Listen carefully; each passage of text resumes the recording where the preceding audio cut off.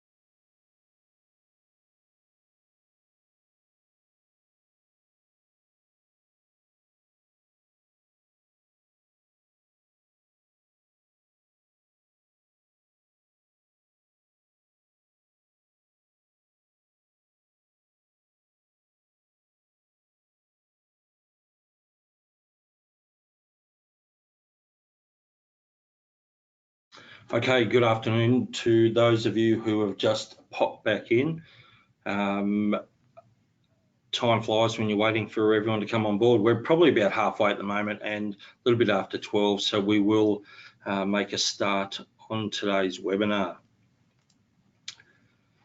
So as I said before, welcome along. In today's session, we're going to look at the setup, add records and manage applications in Podium. So it's a reasonably specific set of topics we're going to cover, primarily in the outcome of the webinar.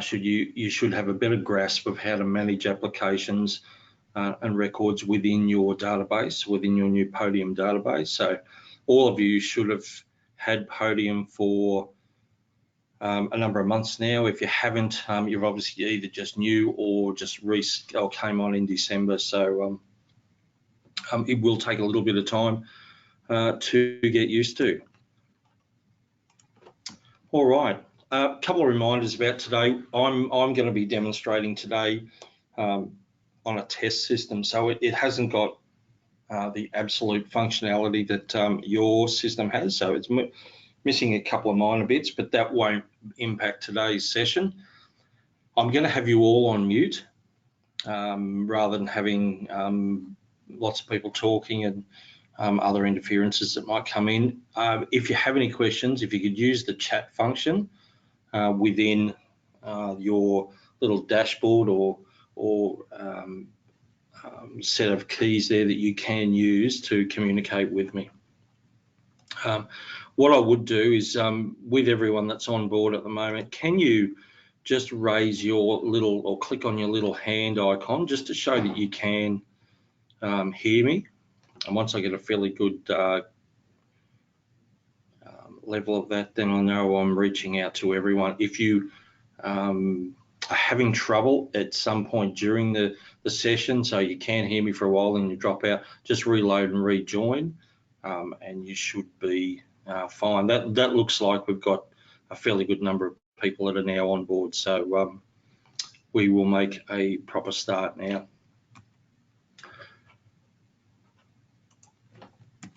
Okay, so today's goals is to become familiar with the look, feel and functionality of Podium. It's to learn to set up your profile and broker settings. Through a case study, get clear on creating entities on how applications are developed in Podium for lodgement. So it'll be from taking an application or a client from scratch. We'll create a very simple application, and then we will prepare it into the lodgement section of Podium. It's important to acknowledge that the lodgement systems, apply online, etc., are unchanged largely in terms of your activity. So what you did before, you'll continue to do. If you haven't had experience in there, the library, which I'll point out today, I'll show you where there's some material you can find on apply online, and that will be able to help you through the lodgement process. Okay, we'll have an introduction and agenda. We'll look at or talk about Podium, the client-centric platform, and it's a little bit different from the old Podium, so and much better. Although if you were a longer-term Podium user beforehand, then it might take a little bit of a mind shift to get your head around where we're at now. But you'll see when I talk a bit more about it that it's for not just about the short term, it's about the long term as well. We'll look at the setup of my profile and broker settings, which won't take long at all. Then we'll have our case study. We'll have a short break in there, but we might see how we go. We might be able to just keep going, I think, and that'll keep us under or around 2 hours. So let you get back into your businesses and get going. So the case study is the predominant piece of today's webinar. We'll also have a look at some of the other Podium features, the library, the aggregator page, and submission list. And then we'll look at what's available, your learning resources, and a little wrap up at the end. Throughout the session, I will take a look at your questions through the chat function. You can pop your questions through. I won't just immediately be looking every time I see questions pop up, because there's already a heap of questions already and we haven't even really started. So I'll be taking a pause now and then to just have a look at some questions. In terms of today's webinar, and even last week's, if you were on last week's as well, what we're proposing is that by the end of the week, we'll be able to put together a pack, FAQs, which will be largely the majority of the questions asked last week and this week, which will benefit you because there might have been other things that you haven't thought about.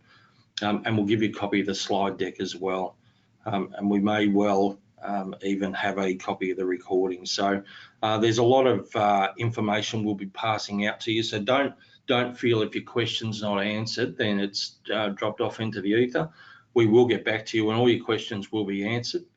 Some of the questions, if they're specific to you, we might come back to just you. Other than that, we'll come back in a sort of collective approach for everyone. Okay, if we have a look at the new Podium, and I'll flick across between the presentation or the slide deck and the live system, or the test system that I'll be demonstrating on, and you'll see what I mean, so I can reflect what I'm talking about. For the old system, for those of you who were on board with it, was largely, and in a roundabout way, we sort of found our way back to a starting point where it was an application-centric operating platform. So primarily the old Podium, and I say primarily, the larger percentage of brokers use Podium simply for the transactions. So get the client application through to the lender as quick as you can, and in a form, and then you can fill a lender in with the bits and pieces that are missing later. You might have had to fill them in a bit later because the systems weren't able to deliver all of the information for one reason or another, whether it's apply online or Podium. But what the application-centric or that approach did was it made us as brokers focus more on the application. And what that did is it's great to get the transaction through now, which is obviously quite important to take the client out of the market and get them on board with you. But there's got to be a longer term focus on the client and the relationship you build. So it's not just about today's transactions, it's about future transactions. It's about referrals you can get. And also, if and when you get to the point where you've got to exit the industry, you've got an asset, which is your business or your client data that is valuable to you, and it is not so much a reward, but It is part of the asset that you built up so that you can get something in the future when you move those clients on. An important part of that in the future state is that in the past, brokers, when they're buying books, have been more inclined to pay for revenue, whereas we're now seeing a much bigger shift to brokers paying for client data. So the quality of your data is becoming a more primarily valuable resource to a broker that wants to purchase your business rather than just the revenue, because there's always runoff when you purchase a book. And if your broker's ever only been focused on transactions that you're buying from or you've been selling, then your book is going to have a reduced value to the incoming purchaser. But if there's a really quality data there, then it's far more valuable. They know how to reach out to the people that they're buying.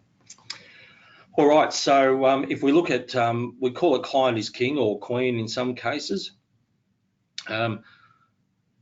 All the data now is all in one location, and the encouragement of what we're trying to do is get you to put all your data and get into the habits of putting all your data into the system rather than having it in bits and pieces on bits of paper in files in the cupboard. I know there's been a shift to electronic files, but it's also about getting it out of your head and into the system. And what that actually does is free you up to be able to run your business and to be able to trust in the data that's in your system rather than second guessing what you may or may not remember. So we put our data now into the client record rather than the application. The system now requires you to create a client record before you create an application. But if really all you want out of the system is the application, then you can put limited data into the client record to get to the application. But our encouragement is that you put all your record or all your data into the client record, and then when you get the application and process it, it just simply sucks the data out of the client record, and the application becomes data at a point in time, where the client is a fluid piece of data which can be updated over time. So we create applications from the client record. We add notes, documents, log a call into the client record. There's emails and direct marketing. There's tasks as well, and appointments in the client record. Okay, now let's take a quick shift across, and let's have a look at the system. Sorry. Now, if I am to give you a little quick navigation around, and it's probably easier if I just show you the home page. We'll work around it and we'll eventually end up at the broker settings, which is where our next step of the webinar is. So you're now looking at your home page. I did say before, this is a test environment. It's also branded fast. So if your choice and plan, your platform's the same. In terms of functionality, branding's a little bit different. And for example, the plan commission process is different from choice and fast, but largely the functionality is exactly the same for all three. So don't be put off by seeing the fast symbol there and thinking, is mine going to be different? All right, we have the home page here. I'm going to be reasonably quick in terms of talking about this part. It's really important from a user perspective that you get in and explore the pages and tabs and links, because you're not going to break it. You've always got the home page to come back to and bring you back to this place. So the way the system was set up is the home page has open tasks, open leads, and recently viewed applications. They're the primary things that our broking group that we used to consult for building this, it was quite a large group, told us this is how the platform needs to be laid out. And that was not just consulting that group, but a much wider and broader scope of brokers. On the right-hand side, you'll have your recent activities. that you've either got to do or you have done. We move down to helpful links, so you can click into create new Resi app, but it'll take you to a point where you create a client through the application process. Or be slightly before. So there's just a quick link to get through. The Podium Quick Guide is the overview of how to process an application through using all the different components through to lodgement. Those of you who had Podium before will know there was a Podium Quick Guide for that platform as well. Lodging applications, FAQ, so really important. We did talk about, we're going to look at that today, but that's a quick link through. Podium Knowledge Hub, we are coming back to Podium Knowledge Hub. That is your education centre, and that is where you access information to understand different components and processes of the platform. LinkPoint 360, now that's an external product to Podium and to NAB and to Salesforce. So what it actually is a platform that links your Outlook or whatever your email platform is into Podium. It allows you to integrate documents, emails, even create clients and leads from your email platform. So a really important tool. There is a cost, small cost. I think it's about $7 a month per user, but you can hop in there in LinkPoint 360 and see whether or not it's for you. I think there is a free trial in there as well, so it's worth having a look at to see whether the platform does work for you. Part of what we're moving through into this technology world is how can technology make my life as a broker easier. I'm going to take you down to the bottom of the page, right hand side here, and we've got a Podium build feedback. So this isn't oh, this is broken, or that's their help desk calls. Podium build feedback is the layout, the functionality. Does this make sense? Could it be better, this function here or that function there, or can you add this functionality? And that's really important for us and for you guys, because this system was built for brokers rather than the old Podium was probably built more for what we think brokers want. This is built for brokers, and we're continuing to listen to what brokers want. So it's really important that you put your feedback in there, and it's going to be like a tally system. So the more feedback we get on certain topics, the higher priority it becomes. So it really is important that you get your feedback in there so that we can consider it and look at it in consultation with others. The other important point here in terms of the platform was the broker advisory group told us that clients' applications and commissions had to be prominent, because they're the main three tabs that brokers access. Sure, there's some other couple of ones in there that some businesses do, but consistently they're the three that all brokers will need to access at some point. So whether you're just doing commissions, whether it's applications, they're the three most important. Everything else sits in the More tab here. So we have business tools, we have support, and we have broker tools. I'm going to call out a couple of things there, and I'll come back to some during it briefly. We have our contacts, which part of the agenda or on the invite for this webinar was we'd show you how to create a contact. I'll do that at the very end of the session. So those of you who aren't interested in having the contacts part in your database can leave the webinar and move on, and those who want to stay on can do so. Leads, reports and dashboards, and tasks. They're all really important functions. Some of you may not have or use lead or the lead functionality. You might just continue to have your potential opportunities or tire kickers or people that you're just having a couple of initial discussions with on bits of paper or whatever it may be, and when they become a client or an application, you put them in as the client. So we will be going through leads today, but it may or may not apply to some of you. In the support section, Podium Knowledge Hub, that's the easiest point to click through and get into. We'll take a quick look a bit later at news and support and library. And then there's just down the bottom there are all your calculators. One of them One of the things that you will see in there is the servicing calculator is not there, and it's been deliberately taken out, even though you did have access to that before. It's more on legal advice on that. Servicing appears to have fallen into the advice section, which means that if you're assessing serviceability, you're being very specific about a client's particulars and circumstances. It's not just a product fact information. So although we're still working on that, and we may be able to develop something shortly in terms of meeting that need, because we understand that brokers absolutely do need that functionality. Let me take you across to the top here. Now, over here, you'll all have your name at the top of your right-hand corner of your Podium home screen. A little click on the drop down will take you to My Profile.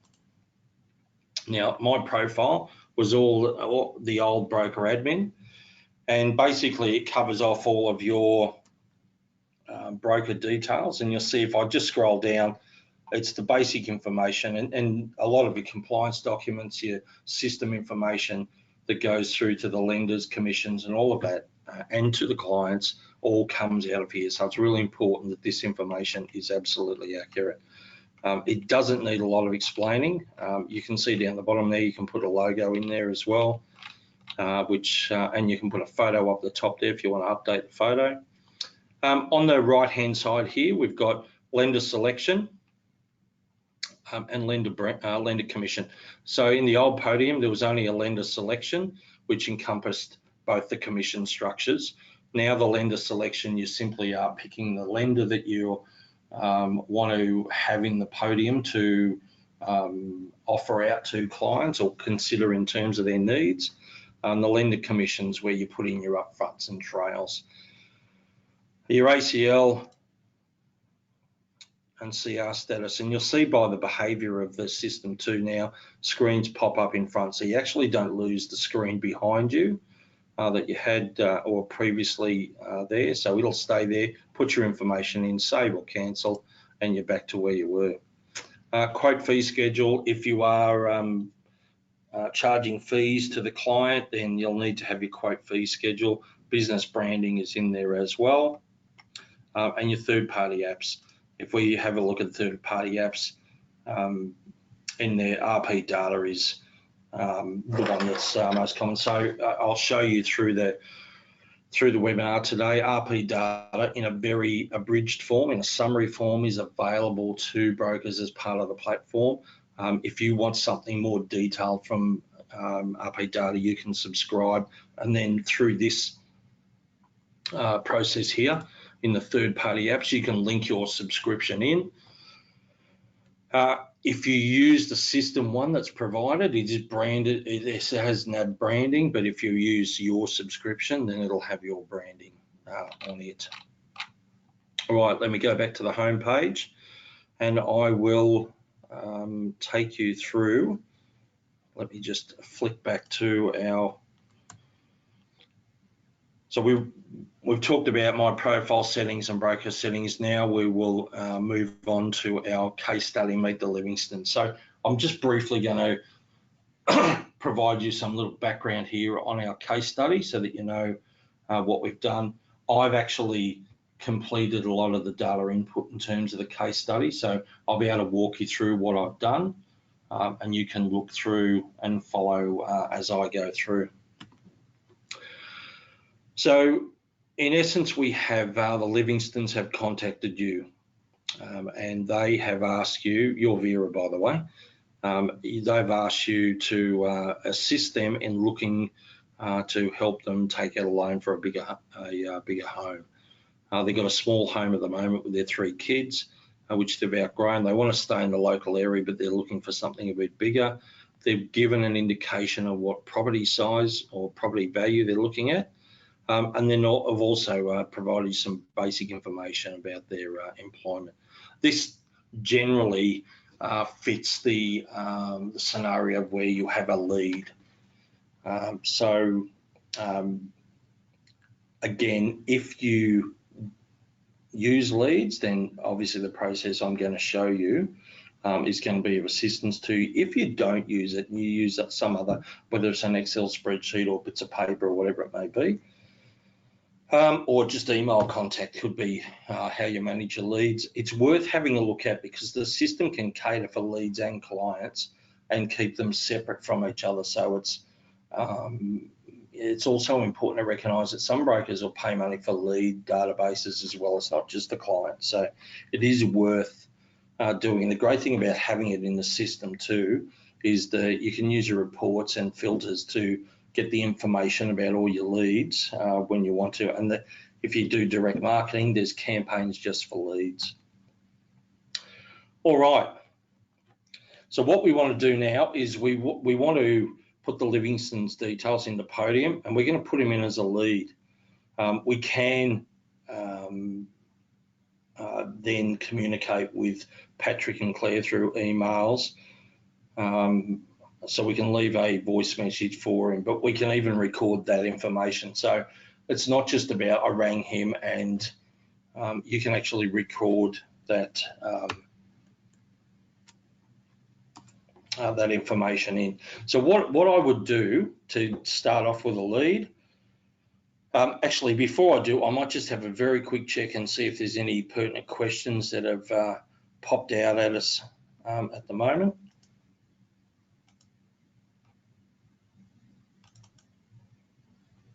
Just bear with me.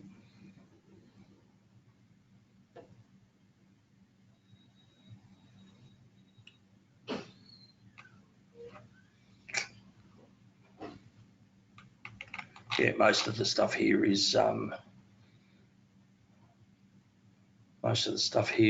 just general questions that, or just general acknowledgements. So we're all good. Okay, I've just been advised one of our recent changes in the More tab down here in the loan modelling tool allows brokers to do servicing. So it looks like we've now got to a point where you can go through and search not just product, but servicing, simulation and worksheets. So that functionality is available to you. As I said, it is in the loan modelling tool down the bottom. So it's not actually classified as servicing, it's just sort of putting together scenarios, if you like, so that you can work out, in essence, whether there's a deal there before you go down the path of investing too much time or where you need to invest your time. Okay, we're back to leads. We can pop in here and go up, and I can either click on here and the lead page will replace what I've got in there, or I can right click and open link in new tab. And what it actually does is pops the link up here, and the lead page will come up, and then I can simply I can look at the ones that I've recently created. Now you can see the 2 leads there I've created for our client. Excuse me. I'll show you those in a moment on the completed, but what I will do is show you how to create a new one at the moment. We simply click on new up here, individual or company. My advice really in terms of this is don't put company leads in here, just put them straight in as clients, because what will happen is that for a company lead, you'll be asked to put it in there, but it is the lead function of a company is primarily focused on who's the primary contact. So you put a lot of that primary contact information in, and then when you convert it to a client, it becomes the company, and you lose that primary contact information. So that would be my advice around, or so you can either put it in a company one in as a client straight up, or just put it in as an individual lead for the main person, the main contact, and then create the company client once you've converted the individual across. All right, so what you'd be presented with was a new lead to go through, salutation, first name, last name, all of that information. Obviously, red asterisk is the mandatory fields. You'll see here there's a number of different types of products that you can keep in this database. It doesn't have to be just a resi loan.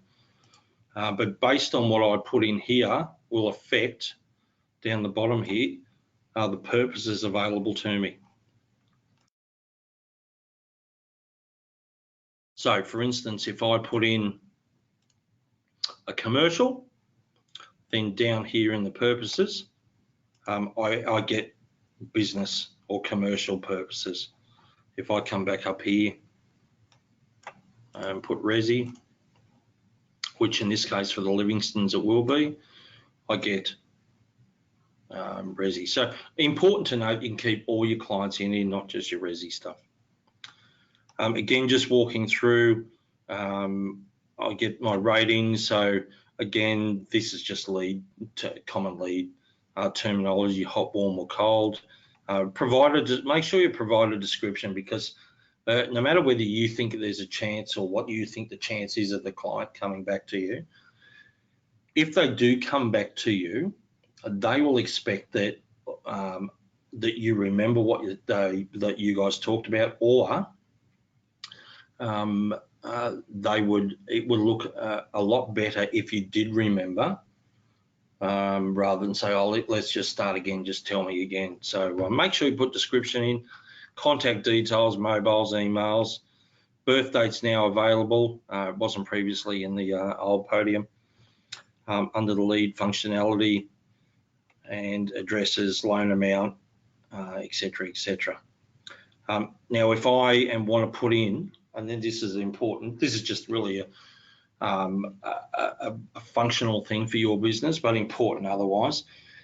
If I've got, in this case, Patrick and Claire as husband and wife, I can either put them both in as leads and convert them, or I can just put Patrick in and just have him at that lead entity as a representative for the two of them. The only problem is if Claire then decides to ring me up, then I might not recognise that Claire's linked to Patrick, but that's up to you guys. So if I've completed this for Patrick, and then I want to go through and complete another record for Claire, save and new, and that just takes me to another screen to create Claire's record. I'm cancelling or getting out of it because I've already done it, but if it was just one lead, then I would simply click on save. What I'm going to show you now is I've clicked on this one that I'd created beforehand, so you can see what a lead record looks like.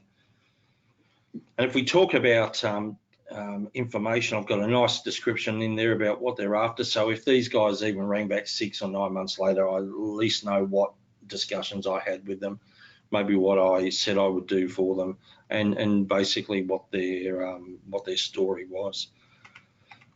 I've got all the information that he only gave me an email at the time, no mobiles or anything, which would have been nice to get a mobile. And then all the other information is sitting in down here. I knew he was full-time and what sort of price they were looking at. I've got a related field here. So related is where we put a lot of our data in once we've created the record. So activity history, referral, notes, and files. So I can continue to, all my notes will be listed in there, and files I can bring across. So if they gave me a contract of sale or a pay slip or something like that, I could upload that into here. I would do a new note in here. It'd be nice to have new here, but the functionality of Salesforce, because the new Podium, this platform you're on, is essentially just a Salesforce platform branded with Podium, to make it look more, I guess, palatable and functional for you guys. But if I wanted to put extra notes in here about Patrick, I just keep going, and I either create a new note each time, or when the note is in here, I can go in and edit and just keep adding to it. Now, another important part here, and what we're really getting at today in terms of business activities, is all the things that form part of the activity center that we can do here. So I can send emails out. So if I wanted to send an email out, and this will be coming from my email address, which is the one that I've got listed in my broker settings up the top here, and it'll also send me a copy of it. Now the customer will come back to my email address, but it won't come back into here. So I have to move that email from my email platform into here. And remember, there's a link point 360, or you can actually save emails and drag them across as documents later. Enter the subject, put my information in there, type away, and away I go. I can open up the screen to get a better view of what I'm doing. I can put attachments in there. So there's a lot of things I can do in terms of emails. The great thing is it puts an imprint of this email on the client record rather than having it somewhere else, and somewhere else that I actually have to drag in later. And there's a send email function there as well. New task. And again, these functions in this activity center for the lead will be replicated in the client record as well. So it's really important that you try and start using all of the activity functions in here to create better records for yourself for now and for later.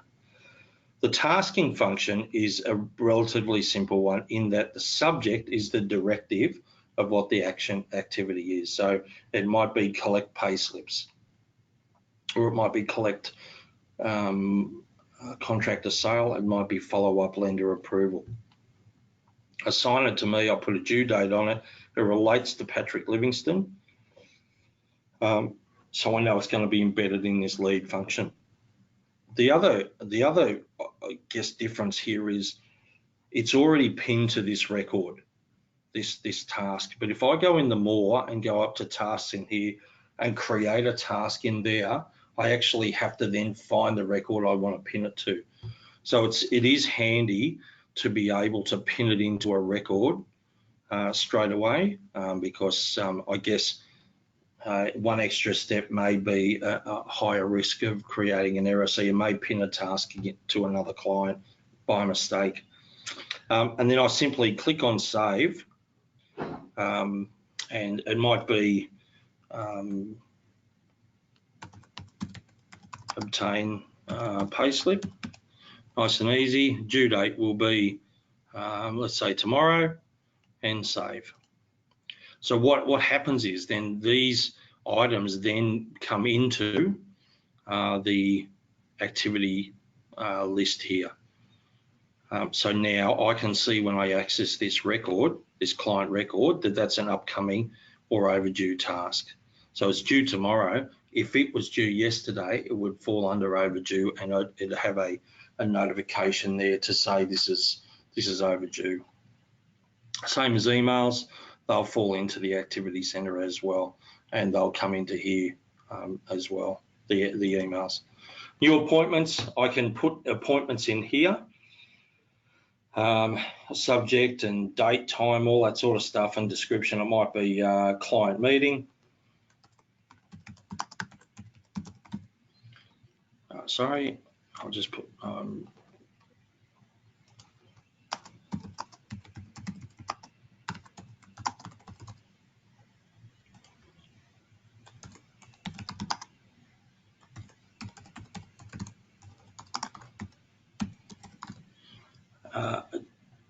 that's for today. I might just move that to, we'll make it Friday. It's all good location.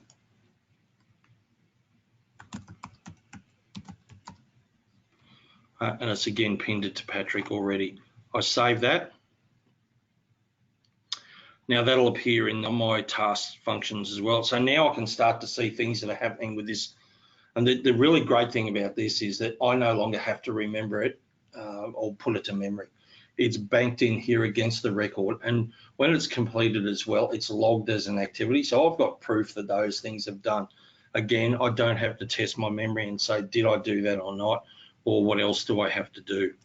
It takes probably a little bit to get it all in here, but then the system will manage your day and your business rather than you trying to recall everything. Follow up. Now that's a task as well, but it's a tasking. You can see due dates, but it's got commentary. So where I would use follow up is where I've got ongoing discussions that I'm having with the client. So I might create a task to follow up Patrick about a new property. if he's still looking around, then I can put a follow-up, put extra notes in when I've talked to him, reset the due date, and then when that falls due again, I can then put more comments in. So that's what follow-up is. And then there's log a call. Now, again, this is a really important part for down the track. When have I called Patrick? But particularly in the privacy world where you can't harass clients, it's really important to know when you have and haven't contacted, and also when they've contacted you. So you can actually have your admin people, if they take calls, they can log calls in here as Patrick rang, want you to call him back. So you've actually logged details of the call and put it in here. Again, it makes a robust record for you managing this client. All right, so now we're at a point where Patrick and Claire want to move on to a property. They've found something, and I'll just pop myself down here into. So Patrick calls back. We've got some basic information as the lead. He calls back and he gives us a lot more information about his income, his current owner-occupied property, his cars that he's got, super, bank accounts, his loans and credit cards, and then all of his expenses. Again, this has all got to get into Podium because he's left a message for us and he confirmed all of the above. So what we have to do is now convert this Patrick Livingston to a client, and I'll do that simply by the convert button here. Now, I've got Patrick and Claire in my database as leads, and I'll leave them in leads, but I'm just going to walk you through what you would do. And I've also then got them in my database as clients, so I won't actually go through the conversion process by hitting that, but you'll see. So the default is to create a new client, but some brokers like to create a new lead simply because there's another application that the client's lodging. So they might want to marry this lead information up, which is a new application information, to an existing one. So part of if you've got quite an extensive client database, it might be easier just to choose existing. You can search the clients, and then I can see that I've already got them in my database. So I would be able to link this lead back into these records. I'm not going to do that, but I just want to get them across into as if they weren't in my database. I want this information coming across.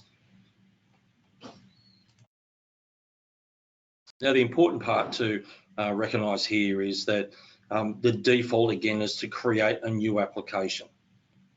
So you might not want an application created straight away.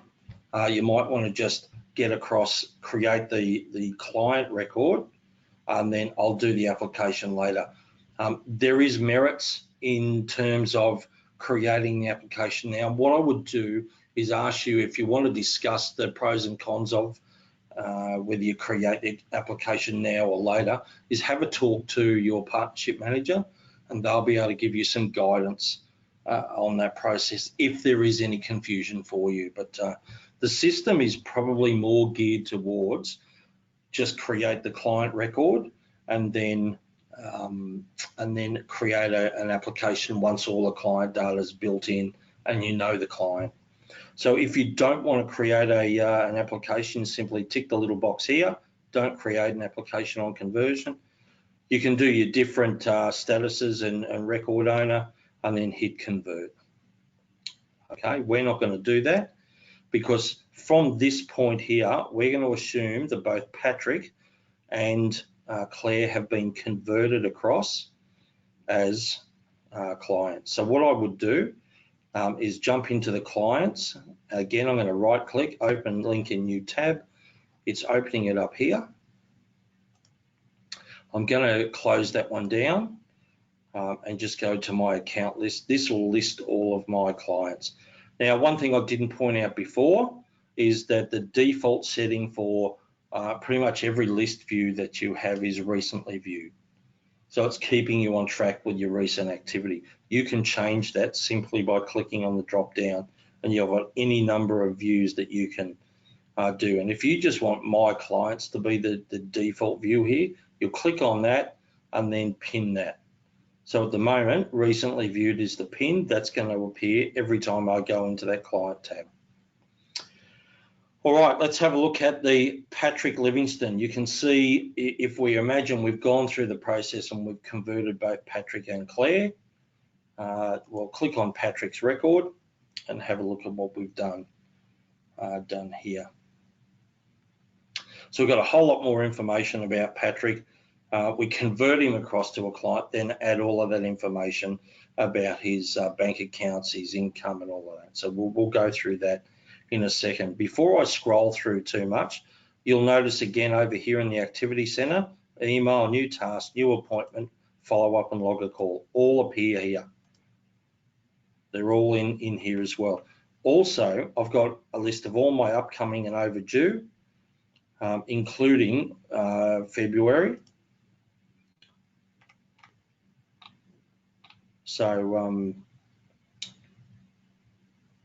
So that's a real quick snapshot. If I had the client quickly ring me up and I wanted to jump in the office and take the call, I can just quickly access and go, righto, I see exactly where I'm at now, rather than trying to, again, call from memory. If I go down the details section, you'll see all the information, birth dates. I've got mobiles now, emails, the descriptions in there. And the description's really important, again, give me a background on the client all the time. Now, the important thing is the idea behind a client record is it remains fluid. So as the client's information updates, so does the client record. But the applications you've created in the past, once they get to unconditional status, and I'll point that out a bit later, once they get to unconditional status, that data locks down.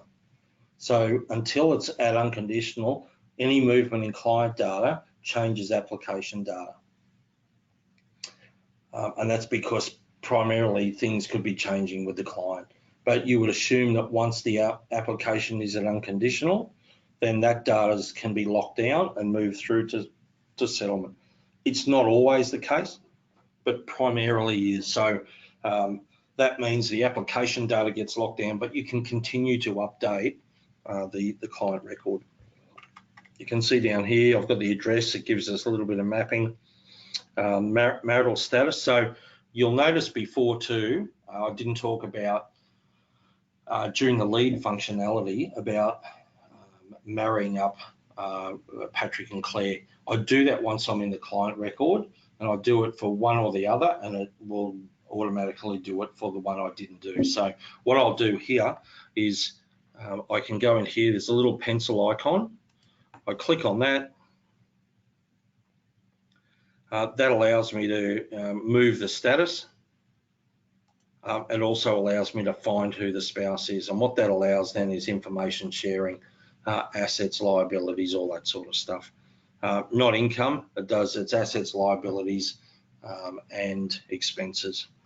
And I just go save.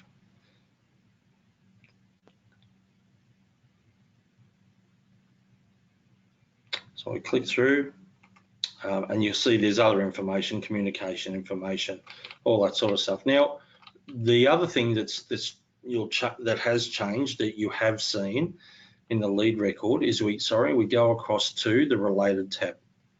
So in the related tab,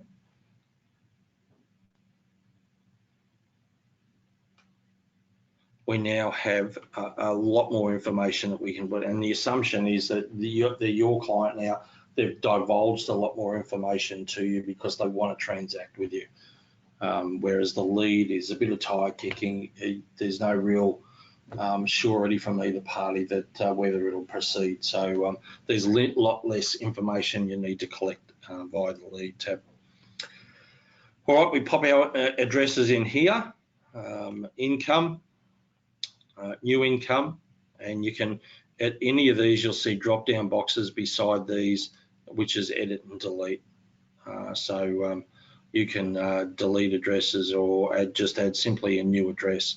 So if these guys were moving from Craigieburn to Roxburgh, then I'd simply put in new address and I'll put an end date on this one.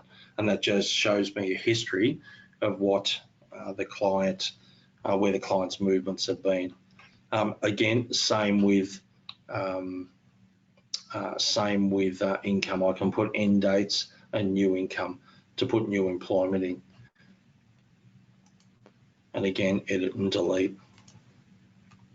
If I scroll down here to assets, what you'll see here is they had a Craigieburn property worth 400, but you can see for Patrick, it's only 200. If I wanted to edit that to show you why, you'll see the assets valued at 400,000 and the zoning, I've completed all of those. I'm going to put rental, but the ownership puts it at 50-50, which means they're each getting 200. But by the time we get to the application, the full value will reflect through. You can see in here, Patrick Super.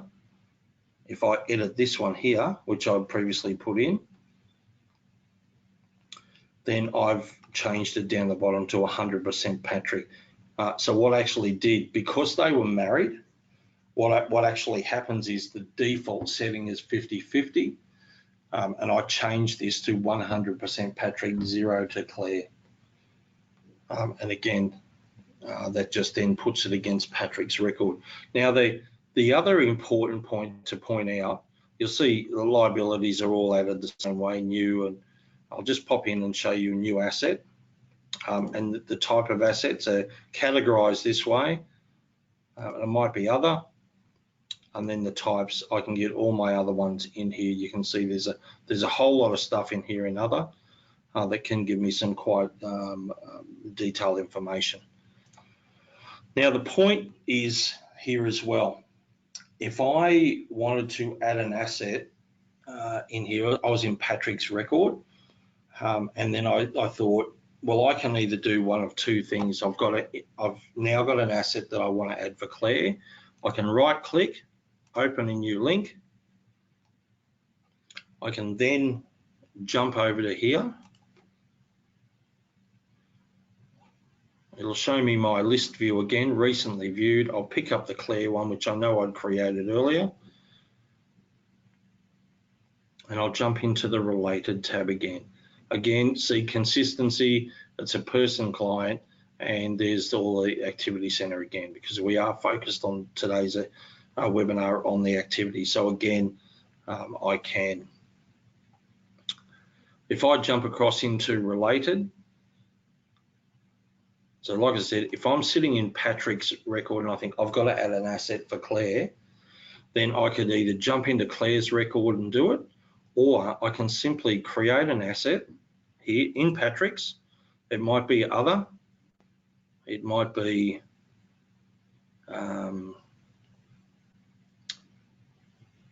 another motor vehicle, let's say. I can scroll down, but I can then change the, and remember I'm in Patrick's record,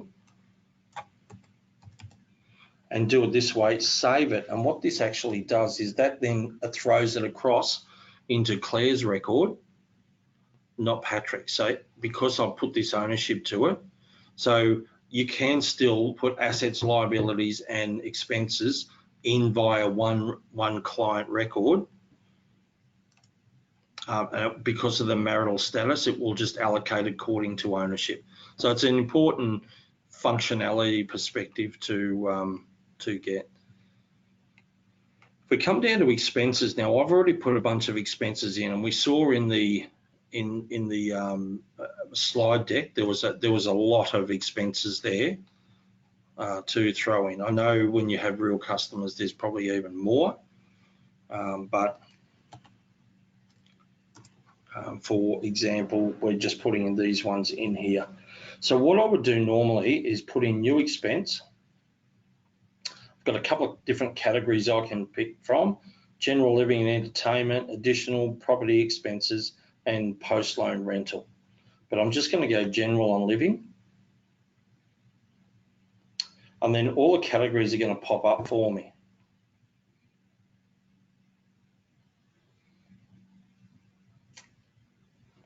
Just bear with me 1 moment. It's probably a good point to have a very quick check of questions that have been coming through.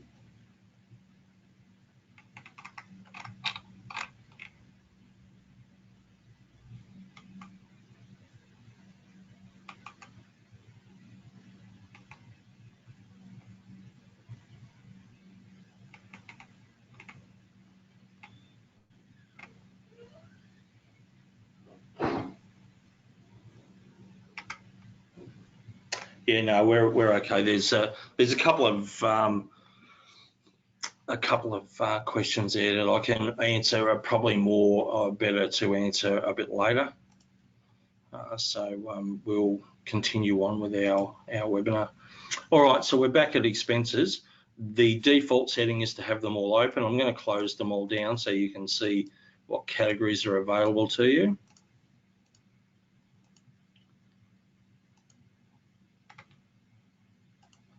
A lot more categories now. We've added a few more in, but so basically,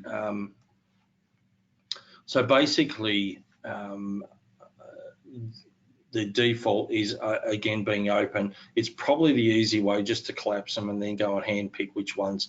But simply hovering over will give you some guidance about what entries to add in where. Just from a consistency perspective, a lot of these now we're getting a lot better integration with our lodgement platforms.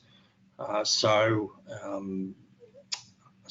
try and rely on these. You will still get some little gaps in there in terms of the transfer across into the lodgement systems, but that's probably more about the particular requirements of the lender.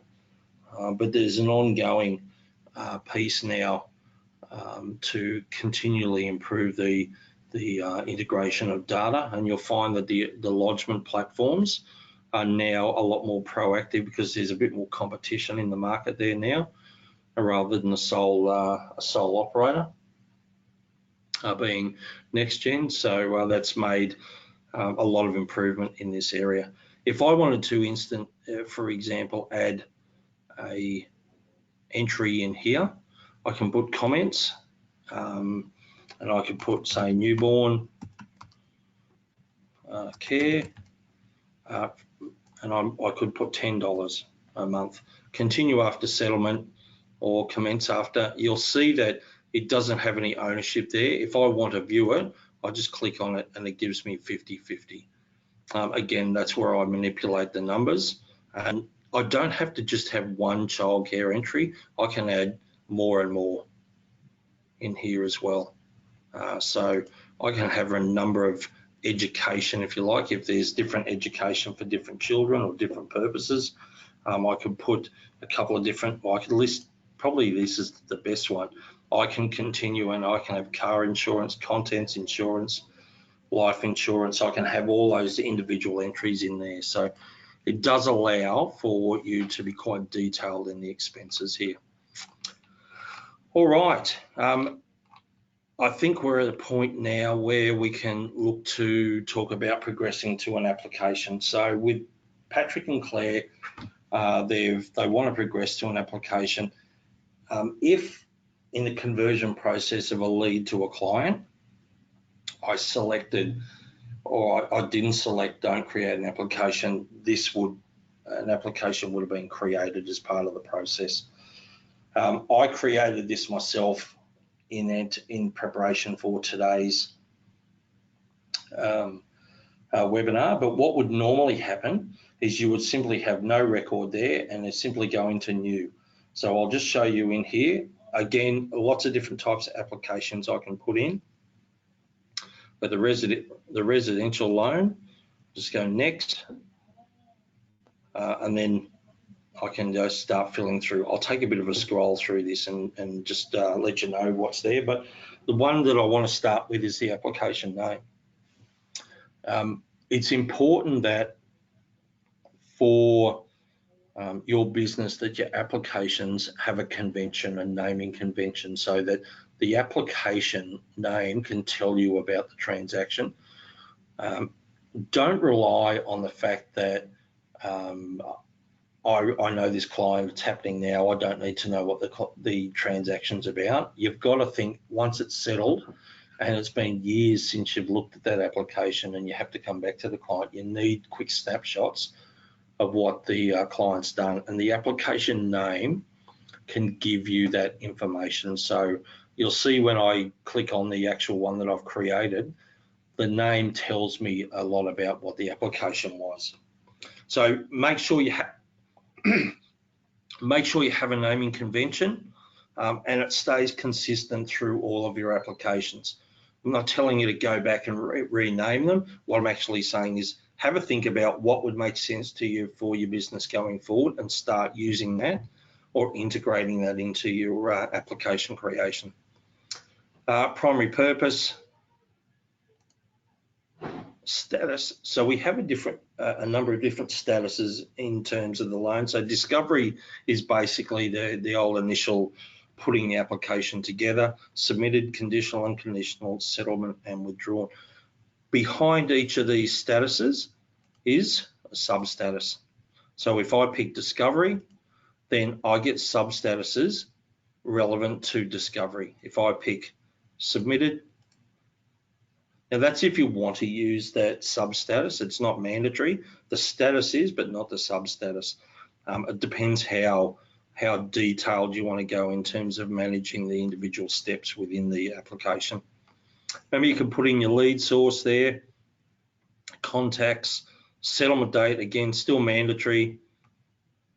Again, some of these ones you don't really need to fill in, so don't feel that it's got to be done. Put a brief description of the application purpose, what they're after, and the intention of the property. So is it going to be owner-occupied investment? How long do they want to stay there? All that sort of stuff. Again, file driver, so people within your Podium hierarchy you can allocate to as the file driver, valuation amounts and dates, and the lender information. And then you've created yourself an application. So what that would look like once you've created it is what I've just clicked on there, the link.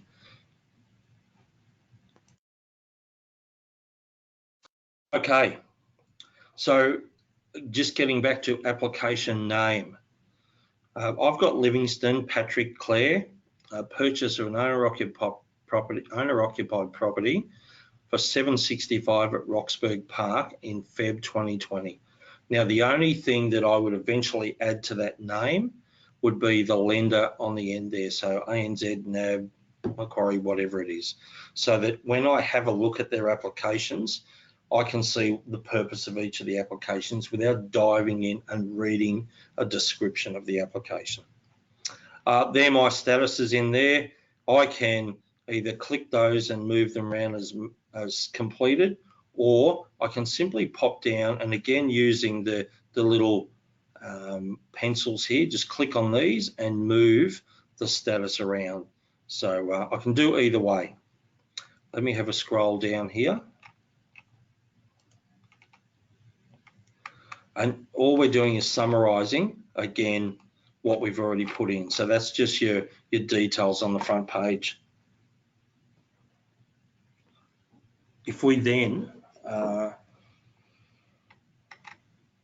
scroll, I'm just going to take you over here before we go into the related. You've got your activity center again, email, new task, follow up. There'll be a new appointment and log a call. Again, you can just move through the process. I've got some tasks in there. Call Patrick.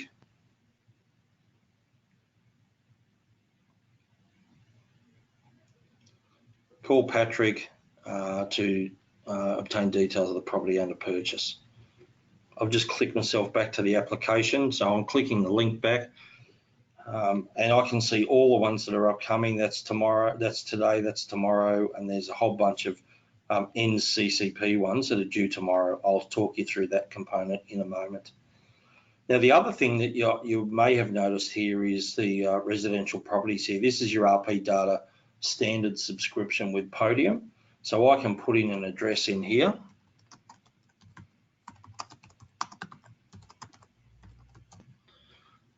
And then it will give me some information on that property. 4-bedroom, 1 bath, 1 car. That's what the property looks like. I can view the property report in the suburb. They are summarised reports because it is just a standard and they are branded now. But remember, if you've got a subscription, then you can get the full-blown reports for you. All right, let's jump across now into related, and we'll have a look and see what. A couple of things that are worth noting here. The application is created against the primary borrower, whoever you identify as the primary. So in this case, I created it against Patrick.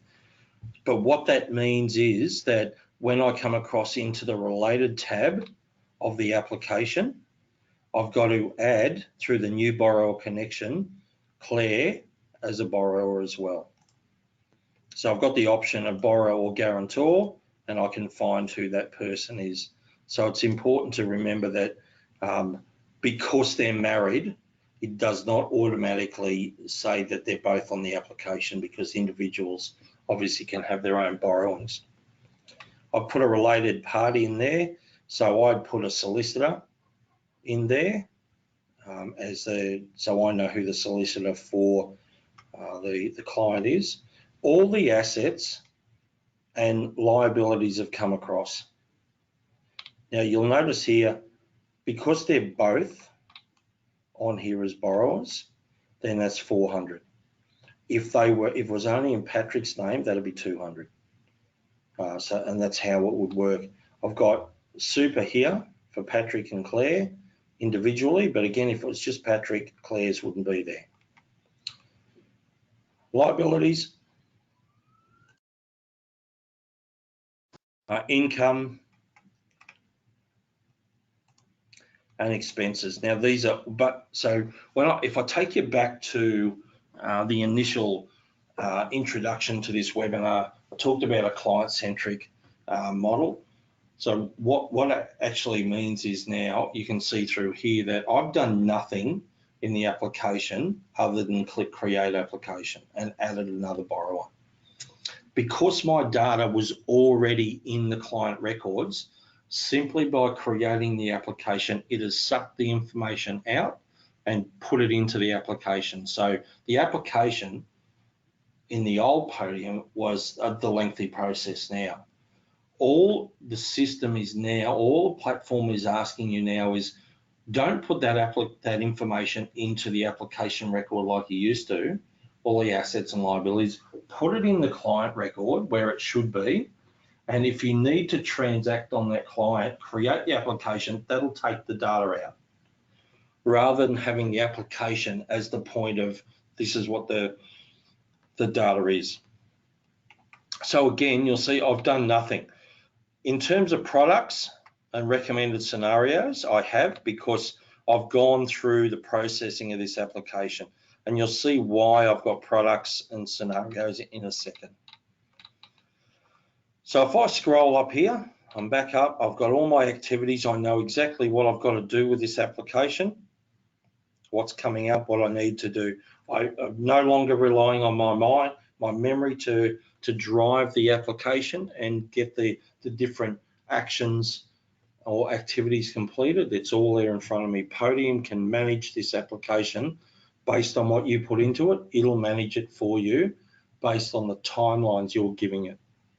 So if I look at the process checklist now. So the process checklist, when I click on it, you'll understand or see what it was in the old system.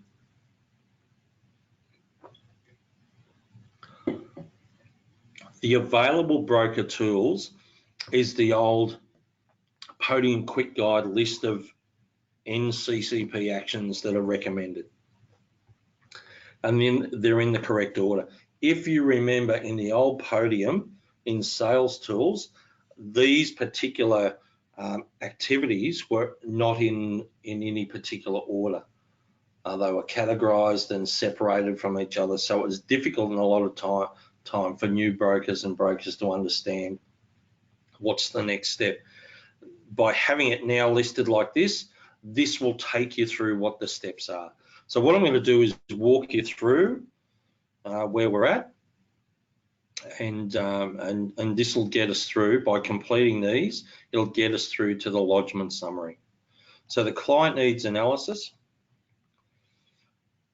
It's also, in terms of time, we're an hour 10, so I'm pretty comfortable that we're going to get this one done by the 2 hours. So if you're okay, I'm going to keep going. 2 hours is a while, but it just saves having that break and extending you a little bit longer. I kind of feel like we're on a roll at the moment. Okay, details. That's all my information. Client notes I can put in there. If there are any that I wanted to put in, the client needs analysis. The financials are just an extraction of information, gross salaries, expenses, assets, liabilities, living expenses are all there. You'll see that it's pairing them off, 50%, 50%, all that stuff there. And expected future living expense changes. So if they have to curb their spending to accommodate the new purchase, or they're going to have greater or more expenses because there's for example, a baby coming or kids going to school or whatever it may be. Requirements and objectives. So what I've got there is assist purchase owner occupied property in Roxburgh Park, Victoria. It is really important that we put proper sentences and make sure our spelling, because this comes through to the client through the prelim. So these sort of things, these statements that you're making have got to look professional and accurately reflect what the customer is wanting. You can see, and again, how long you're going to stay in the property and all that sort of stuff. If you're refinancing, what's the resulting benefit for you? Again, really important that we put those things in there. Loan features is now where I can put in, this as part of a loan worksheet style. So balancing it out, is the client going to be able to afford this? And then as we move down, we can get down into what the loan features are. Full doc, variable, principal and interest, and then the specifics of the loan features. Your options are yes, no, and optional. Keep it optional if you're not sure. What I would do is put in there the real hard and fast, the yes and no. If it's not, so if offset wasn't anything, you just leave it as optional. If they definitely want to pay it off quickly, then put a yes, because yes and no refine your search. So if you're just putting yes and no for everything, you might be excluding stuff.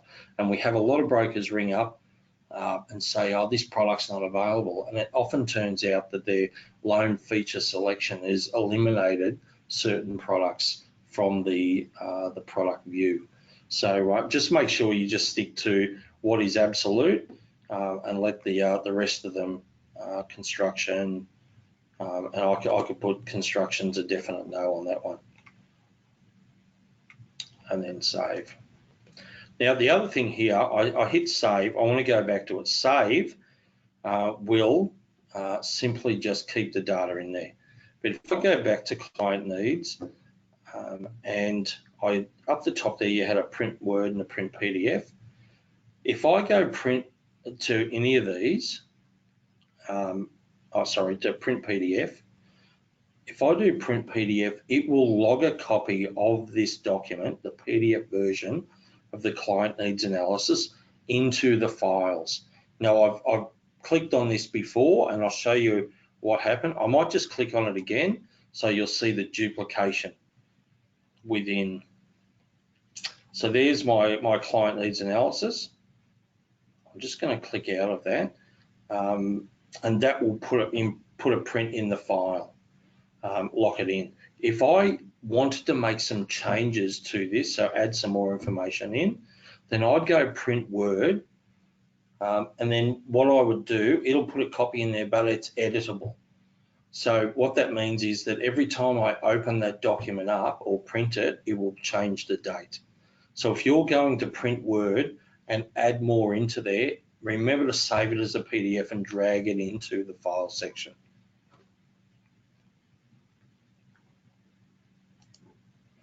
Okay, now as I said, I've done the client needs analysis. I'm just going to quickly jump back to related. I'm going to go down the bottom here to files. You can see files is down the bottom here. Now that was the one I did. Let me look at my times. Did that one yesterday, or very early this morning actually. That's the one I've just done now. So it's put a copy in there. It's a PDF version. So clicking on these compliance documents in the print PDF version actually automatically saves copies of them for me. If I just hit save, it wouldn't put a copy in. It's the print PDF that does it. Okay, product search.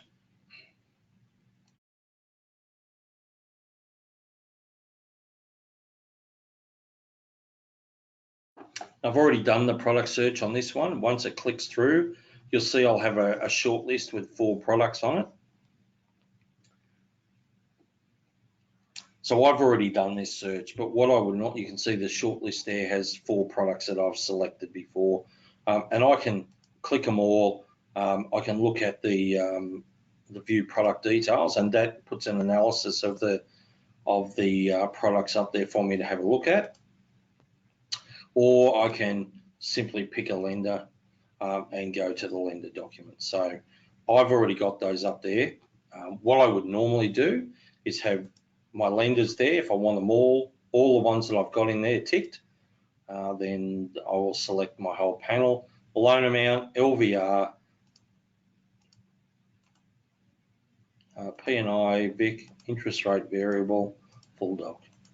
If there's any other ones in there as well, additional payments, I think redraw was in there, and split. So then what I would do is hit search.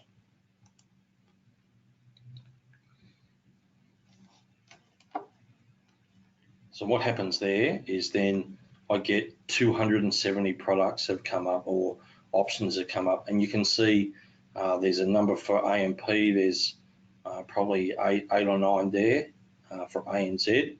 And if I wanted to select, for example, the standard variable, which is already in my shortlist, but this is how I did it, and then I just go in and I simply click on that, and it automatically will put it in my shortlist. So it says it's already there, and that's fine, but it automatically puts it in. So if I want to put that one in, I'll get a notification saying it's up there.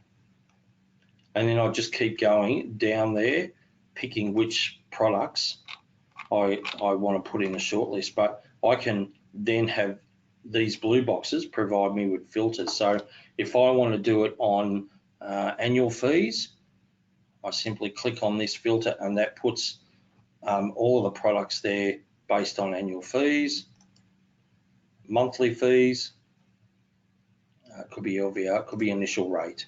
So now I can see where the best rates are for initial according to the product. So a lot of different filters there. We had it before on lender, and that's what we'll take it back to. I've got 5 products there now. Now I didn't really want that last bridging loan in there, so I'm just going to click that and remove. I'm back to the 4 that I had before. I can print and have a look at it. I can access the next steps in there, but they're not in the right order. So what I would do is just step out of there. I have already saved the product search, so I've done my product search. My next step is the simulation and comparison. So what I've done so far in terms of the process, I've done a client needs analysis. I've collected all the data of the client, specifically worked out what their requirements were. I've selected products based on those requirements. Now what I'm doing is comparing them. I'm looking at the scenarios. So these are, you'll see they've all got recommended or preferred against them, and I'll show you where I did that, but they wouldn't normally have that when you first come on. You add products from your shortlist and bring them in.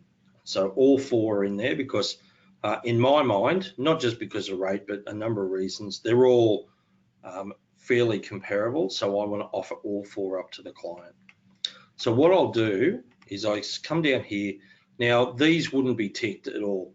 I'd have to tick the ones here that I want to offer to the client, and then I'll tick one of these up the top for the one that I recommend or say that's the preferred option for you, the client.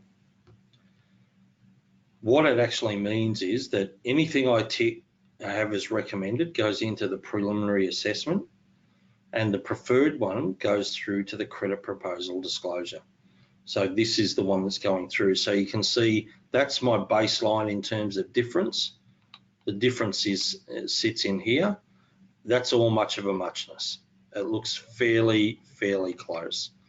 It's not till we get down here that we see what the difference is. So the NAB one is my cheapest product.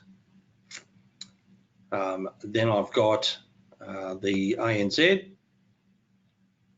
Then I've got CBA, then Westpac. That's just simply in terms of cost or interest and how long the whole thing's going to take me to the client to pay off. I can modify these. I'm not going to go into that. There is content on the Podium Knowledge Hub that will show you how to do the modifications, but I have options in there in terms of particularly in terms of splitting loans. So if they wanted a split on the NAB product, then I'd simply go into splitting and putting in the fixed and the variable components or whatever they are. The other piece of advice I would give you is that if the tailored home loan is the preferred one, and if it's simply just based on what the rate is, it might be that Westpac might want to come to the party. They're the ones that are out of the ballpark by the most at the moment. But if your lender BDM comes back to you and says, I'll shave the rate for you, then you simply go in and do that as a modifier.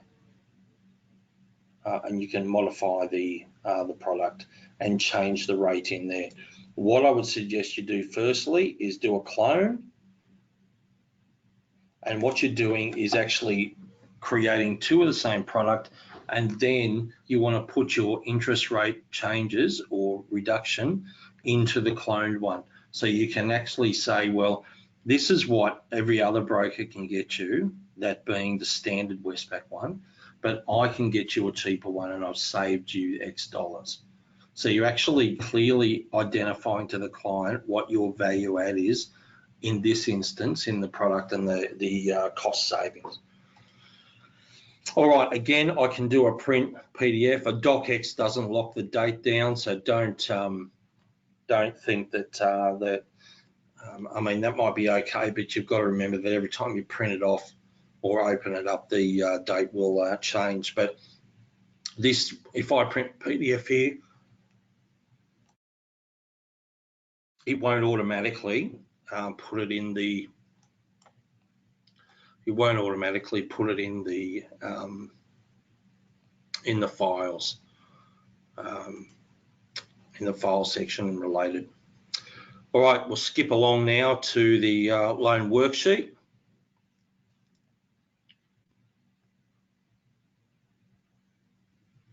What I'll do is when we get through into lodgement and the section and show you just that little component there, I'll take a quick break and have a look at some of the questions and see if there's anything that's worthwhile bringing up to mention in the webinar. All questions are worthwhile. I didn't mean that they weren't. I'm just saying that there's some that are probably more beneficial to add now than to run through and talk through during the webinar, but you'll still get answers on all of them. All right, this is my loan worksheet. So I can see that I've got a surplus of 600,000 here, 765. So the only thing, I've got a deficit of 200 here. I haven't got a buyer contribution in here. So let's go and edit that. It was 85 in savings, 200 there, And if there was anything else there, then I could do that and done. So now I'm 76 plus. I'd print that off, I'd save it. I could clone the scenario as well if I wanted and do a slightly different NAB version, because I might want to play around with products and things like that. I can do a loan worksheet for any of the scenarios. So the Westpac, the NAB, the Commonwealth Bank, or the ANZ. Okay, that was my loan worksheet. Serviceability.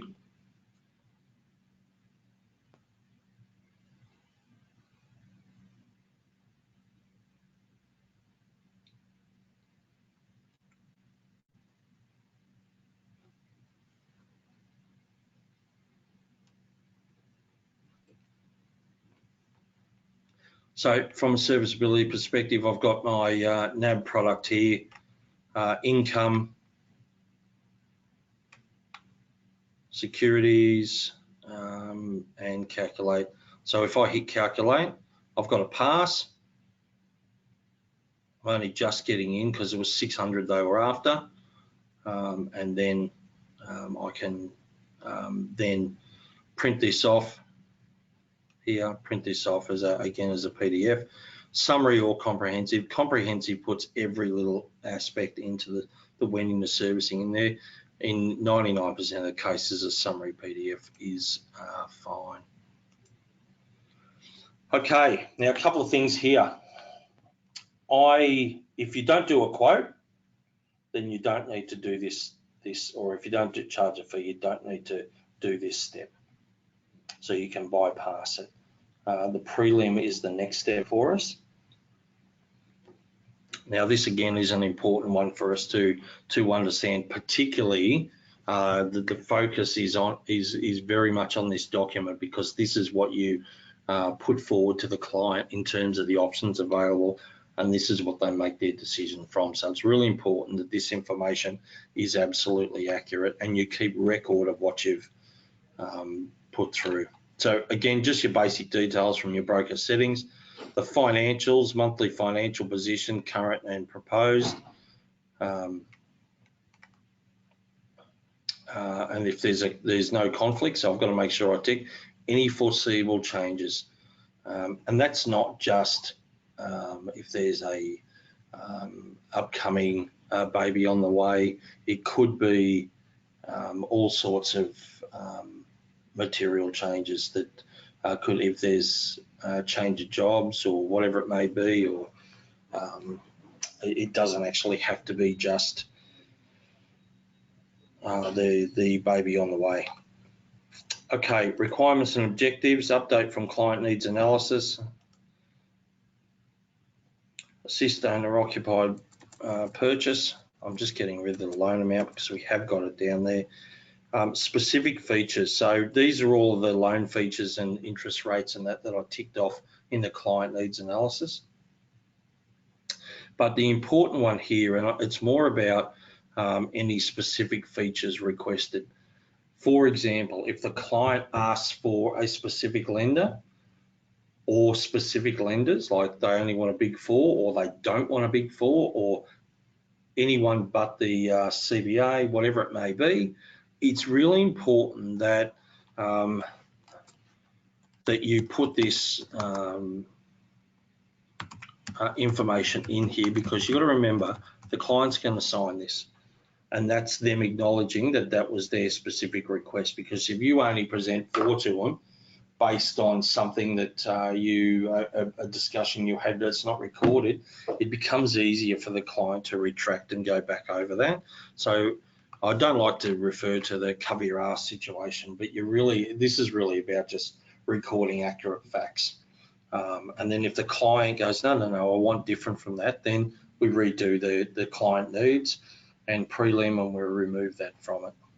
If we look at our recommended, so all of the products are in there. So you'll see the preferred one is NAB, then the other ones are Westpac, CBA, and ANZ.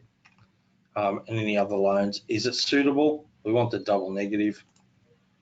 And then we can go save. if we do print PDF, so I'm printing PDF because I want a copy to automatically go in. Yeah, so it's going to automatically put it in there. It's all done. I'm going to save it.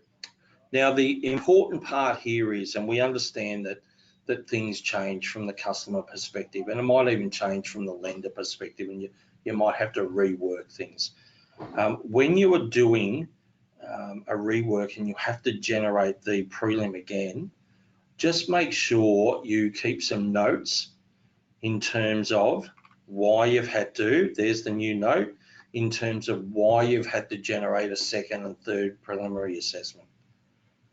Don't just keep generating them and have no explanation as to why that's occurring, because the customer requirements are the really important thing that you need to acknowledge so you can validate your choices. And it's okay if things change and you have to go through it again. So make sure you cover a note off every time you've got to do a new prelim. Credit proposal disclosure, it's fairly straightforward. Your commission groups go in there. If you have a commission group, Gavin Shark Accountants is one that I've got in there. I pay them $150 and then all of the commissions go out that way. These commission rates up front and trail, they were there, again, print PDF. They were there because of what I put in the lender commissions in broker settings. So I'll just pop out this'll. So what I put in there in the broker settings is what feeds into the credit proposal disclosure. Now, before I get into Lodgements Summary, I've been through all of these different components, but the one thing I haven't been doing, which you would have to do each time, so once you complete the client needs, you should be jumping in the Nccp checklist. And what's actually happened is that I've already done these ones here. I put a not applicable for the licensee credit guide. I've ticked off by clicking on these little things here. I've ticked off the credit guide and the privacy statement. So the three subtasks here are the three items underneath, the two are the two items. When you open this Nccp checklist up, you'll only get those top three. Once you've completed them, then these ones come through. Once you've completed these, your prelim and your credit proposal will come through for you to tick off. So, for example, I've created my client needs analysis. I simply go in here and tick this. Or what I'm going to do is click on the pencil and that'll show you here what actually can be adjusted. So it's completed. The communication method was email, due date, and I can put some comments in here if I want and save. And that will adjust. So you'll see this change now, the little icon here. Now it's completed. Because it's completed, I've got other tasks that come up now. Because it's completed and I might not have a quote, then these two steps may not even apply. Yeah, so I can go not applicable.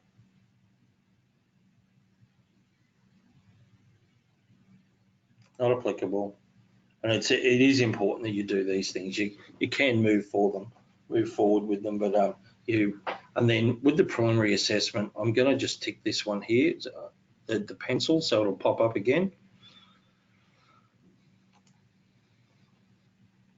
It's completed. Communication was an email.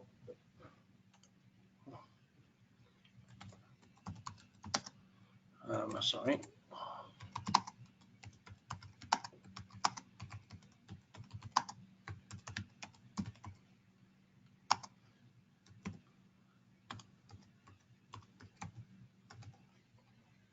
And then save. So I can put some information in there. That'll change now. And when I want to have a look at that, I can simply just jump in and edit it. And as they go through, I can just keep clicking on those. Yeah, all completed. Notes would be in there for any adjustments to prelims, and they're all the documents that I pressed print PDF on. So they're all in there. If I needed to upload some more files, I simply go into upload, pick a category, and away I go and start uploading. There's some guidance there in terms of what documents belong where, and you simply just get them out and drag them from your own location on your computer, whether it's your desktop or some other drive that you're holding all your documents in. You'll see here, because I've gone through and clicked off all of these, now you had a task. So they were due, but they're done. So they're all completed. These are the ones that are existing at the moment, upcoming. Yeah, and these are completed in that month. So you'll see the activities bar here has a complete adjustment of what information or what activities I've done. So at anyone, you or your team can pick it up and see where exactly a particular application is at. All right, I'm going to move this through to submitted. I'll mark as completed. It'll ask me to put a sub-status in submitted. So the sub-status is credit package verified, and away we go. So I've changed the status and off and running on this particular application. All right, the final one that we have to do here before we have a quick check is the Lodgements Summary. Now, it'll open up in a different screen, different tab. I'll pop a new tab up here and open up.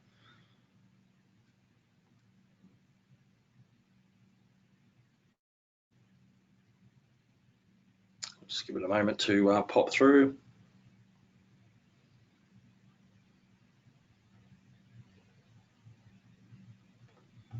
2 seconds, products all there.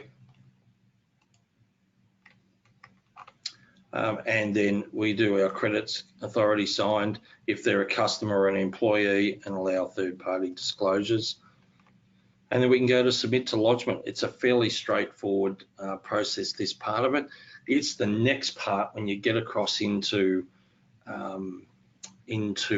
online, for example, that you need to be able to manage the platform a bit differently. Apply online is a next-gen product. It is not a NAB or Podium related product. It is just linked into it. So there is a different set of instructions and guidelines for that. You can find them, and I'll show them shortly where you can find these things, but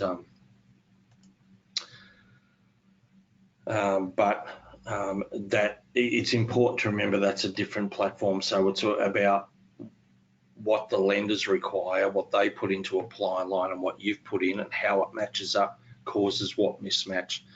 Now, in the old system, a lot of brokers used to operate on the basis that I'll just put as whatever the basic information into the application here that I have to, and then I'll get it across in through apply online. I'll fill out what information I've got to then that the lender wants and get it off to them. The only problem with that approach is that the lender then has all the information, and the Podium platform that you refer to every day doesn't. So our advice to you is to make sure that as much data as you can is filled in within Podium, and then the lender can decide how much or what is that they require, but you're doing your duty by offering all the data and information across to the lender. All right, just give me a moment. I'm just going to have a look at a couple of questions now and just see where we're at.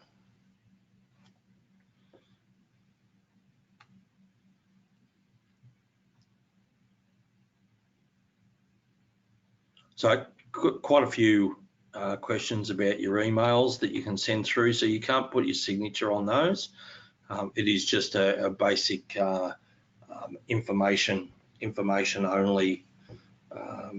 So it doesn't look, if you like, as nice and fluffy as your Outlook emails. So it's just simply just information there. There's no branding or anything on the emails that go through the activities section.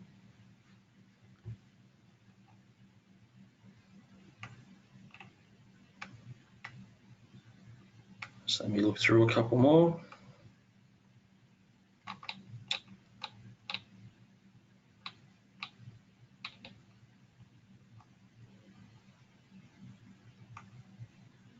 Yeah, no, we're pretty much, there's not a lot of questions, to tell you the truth, that we haven't. I mean, there is some there, but we will get around to them. There's one there about when we create an application, can we go back and amend client information, and will that end up, it updates the application? Yes, it does. And I'd suggest that would be so for example, if you had created an application for a client, and then they said, oh, by the way, I've got a credit card, which surprisingly is very uncommon, that they have extra liabilities that they didn't disclose, or children. But let's assume that there was a missing credit card information or child that needed to be added to the records. You go back in, add it into the client record, and then the application, that data will flow through into the application. But remembering, it's got to be before unconditional. Once you hit the unconditional status, once you hit the unconditional here, then the data is locked down, so you can't bring any more information in. If, for example, you get an unconditional and then something changes, just bring it back here to discovery again, if you like, put your information in and move it back through the process. So you can adjust that around. So it's not like you've got to start a new application again.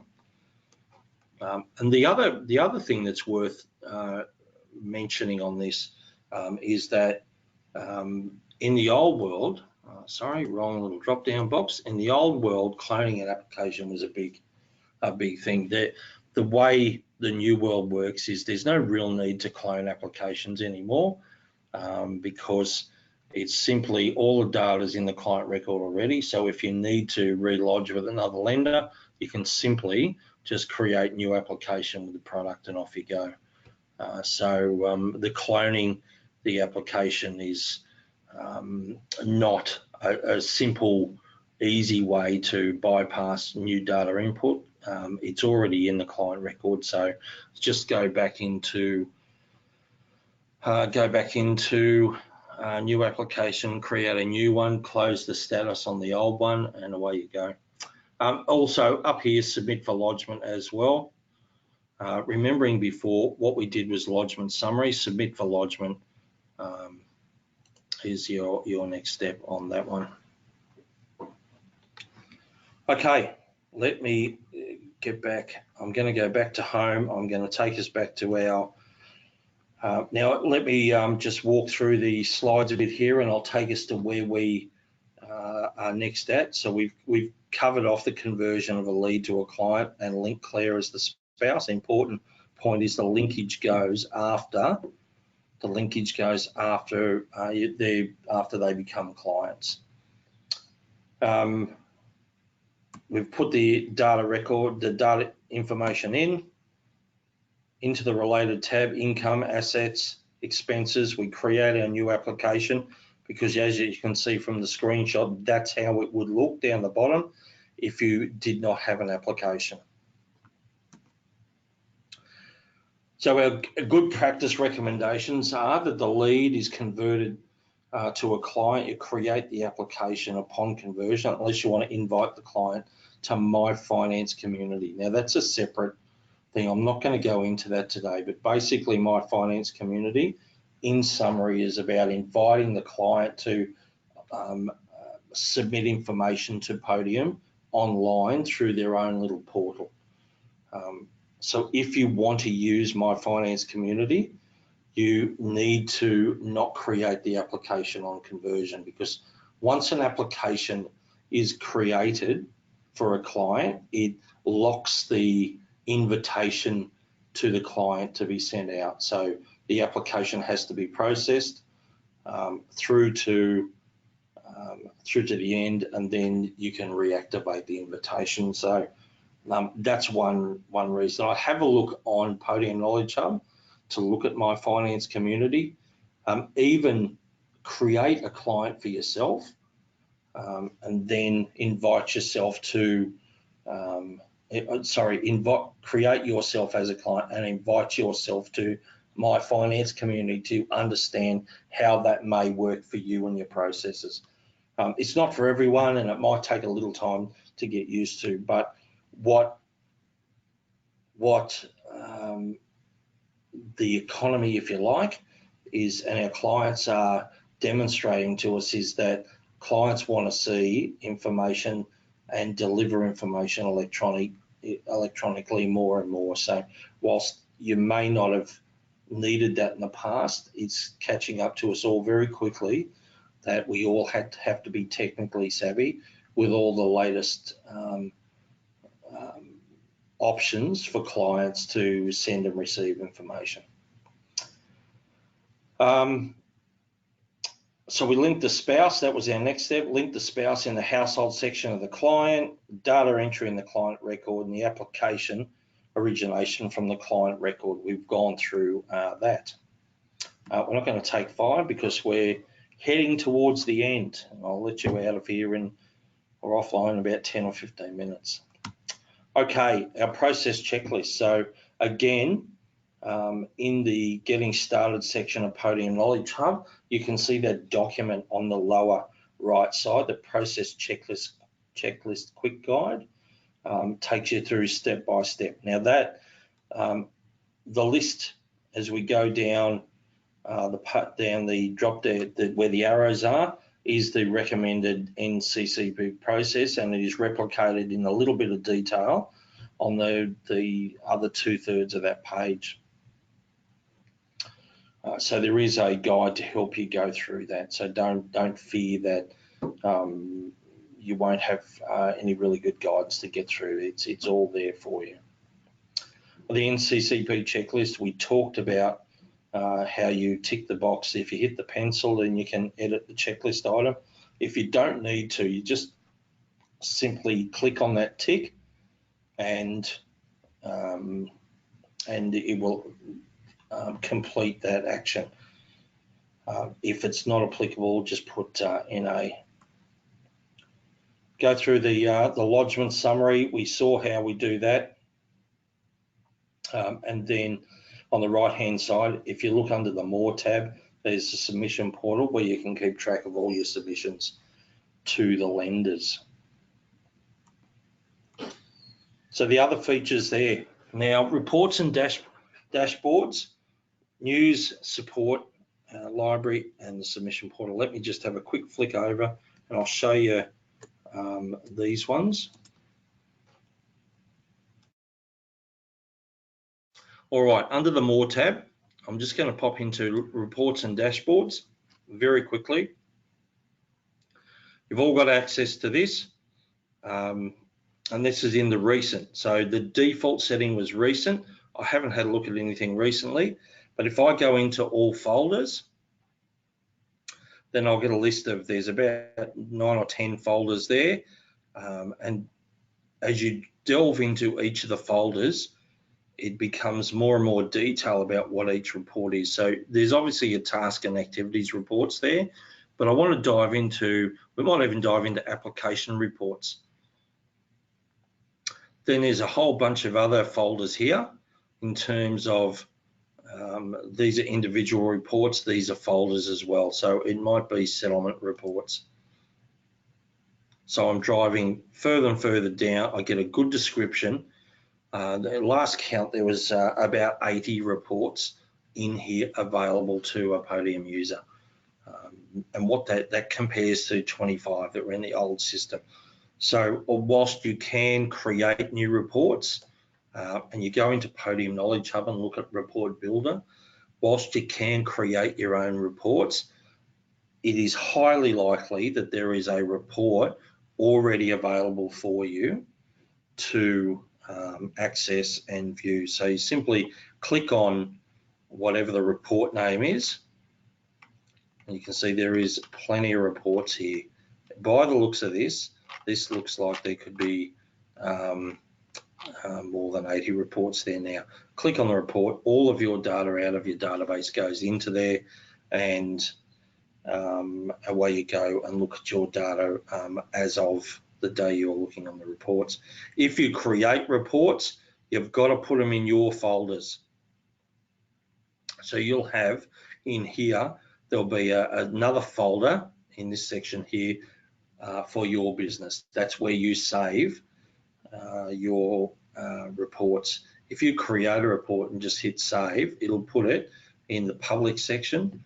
And whilst the data is obviously locked away, so nobody can see the data, they can see the reports that have been created.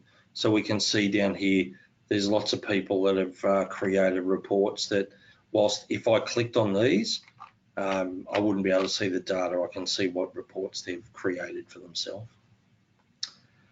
Okay, dashboards. I'm not going to go into dashboards. Again, there's a couple of dashboards, a management and a broker dashboard you can go into. Have a look at it. Really, reports and dashboards are there for you to explore and see what insights you can get into your business. It's really important that you start trying to use these functions to help drive and manage your business and push it forward rather than work from the top of your head or whiteboards or whatever they may be.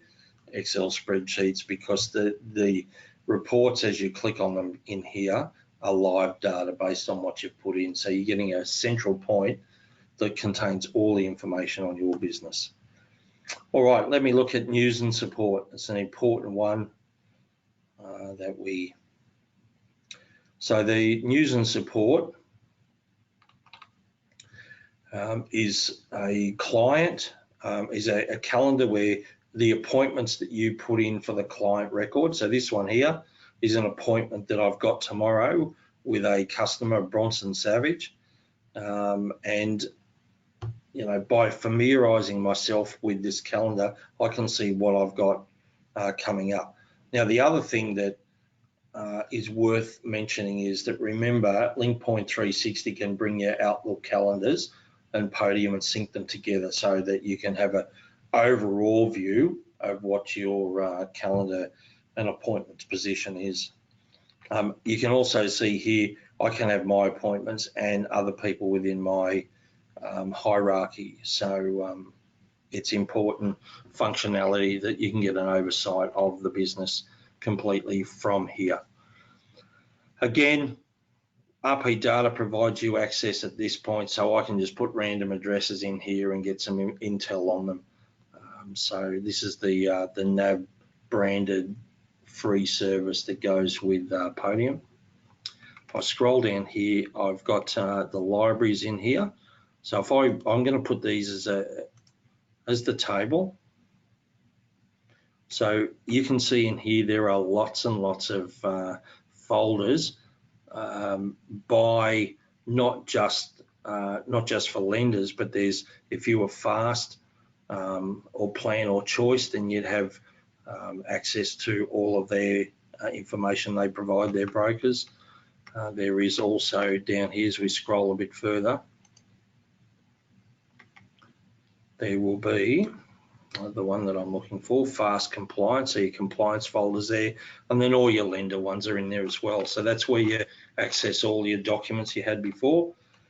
Now the other one worth looking at here is files owned by me. So as you start saving files, they all come in here. So you can see what documents you've been loading in, what client needs analysis and all that sort of stuff.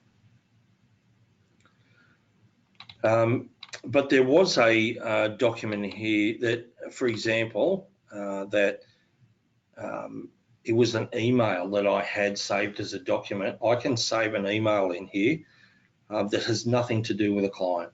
It might be something that relates to commissions for a lender or instructions from a lender or something like that. I can actually save emails in here that I can access and look at all the time. So rather than have them stored off in a folder in Outlook or on my desktop somewhere, they're within Podium again. So the idea is that the system becomes a sort of all-in-one system. So everything that I need to run my business is becoming more and more in Podium, which can allow me to be far more efficient with my my business and behaviours. Couple more here.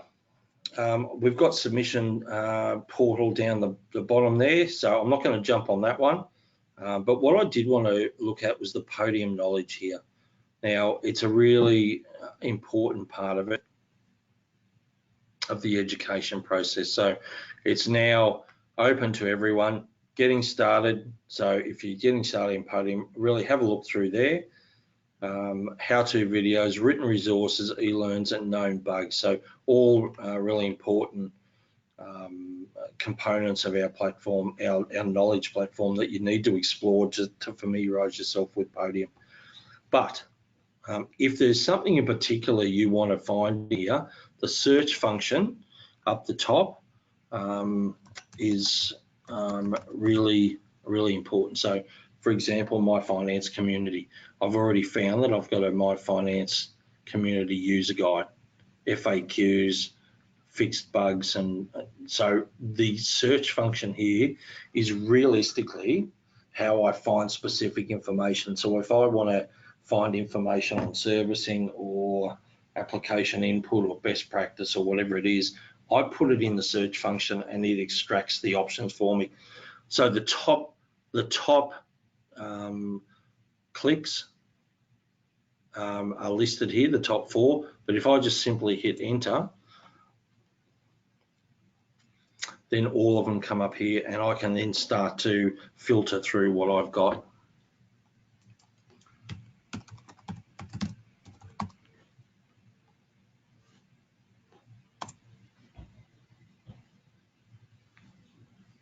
Again, lots and lots of information there. So there's a lot more in there than simply just clicking on the home page and going through these. Getting started, although, is a very important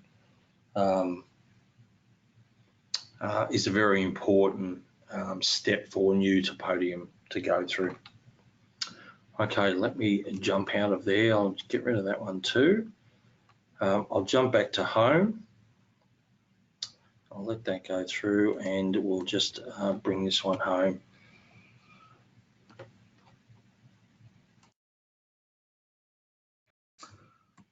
We've done our reports, use and support page, the library, and our support resources. Now, the one thing that I do want to show you is Walk Me. So down the bottom, you may have noticed Walk Me through. So what that is a little guided tour. So there's a day 1 checklist and it gives you a percentage of completed. So you click on here and go step by step and it'll take you through the different components of the platform.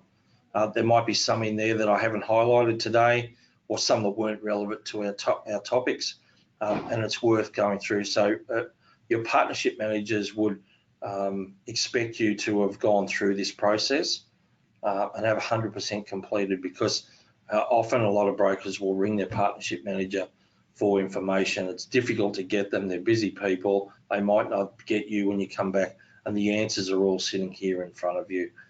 So it's really important you explore these. There's the help function then. It's got resources.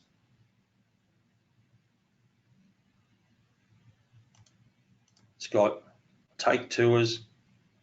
So this essentially will become more of where our education is. We'll take a lot of it away from Podium Knowledge Hub eventually and embed it within the system. You can take tours and you'll be able to follow step by step, putting applications in, claiming commissions, all of those sort of things down the track. So please, it's kind of blends in a bit there, but Walk Me Through is a really important part of the platform moving forward. Podium Knowledge Hub, I already talked to you about that one there. It's important from this perspective that we go through, so Podium Knowledge Hub is your first point of contact, or even Walk Me. They're your first point of contact for education. The next point is Podium Support, and you go into Podium Support for technical difficulty. So this is broken, it's not working, all that sort of stuff. It's not where you go for training and education. As I said, Podium Knowledge Hub and Walk Me will look after that for you. Beyond that, your partnership manager is your next point of call. The partnership manager is there to basically field anything that you haven't been able to sort out through the first two steps. Whilst they are as accommodating as they can be in terms of training, it is difficult for them to thoroughly undertake training with you, given they've got hundreds of brokers they've got to deal with.